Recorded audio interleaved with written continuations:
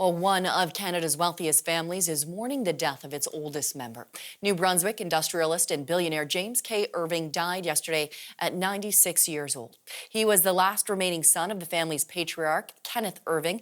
Brett Ruskin has more on Irving's death as well as his legacy. A sad day today for the Irving family, with them announcing the death of J.K. Irving, the 96-year-old who was the last of that generation of Irvings and the chairman of J.D. Irving Ltd. Now, the Irving family is well known in New Brunswick. It's with signs with Irving just about everywhere. One of the wealthiest families in Canada.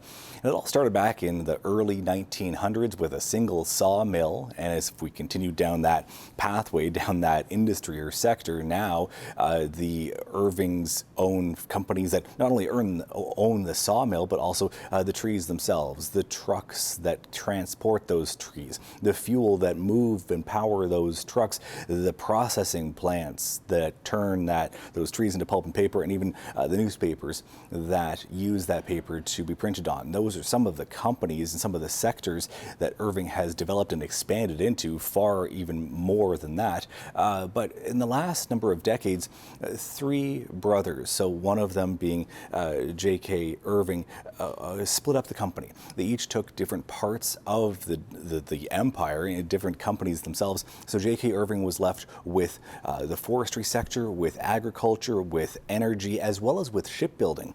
Some of the new warships being built for the Canadian military are being built right here in Halifax on behalf or by Irving Shipbuilding. So lots of different sectors that Irving is involved in, that the company J.D. Irving Ltd.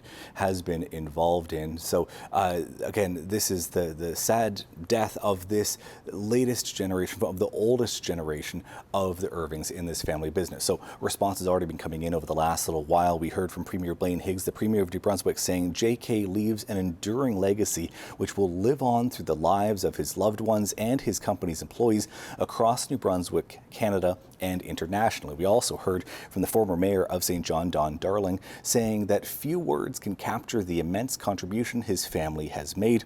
We also heard from Prime Minister Justin Trudeau, who posted online saying Mr. Irving became a symbol of Canadian entrepreneurship and philanthropy. So again, a sad day for the Irving family and for everyone who knew J.K. Irving. Again, J.K. Irving dead at the age of 96.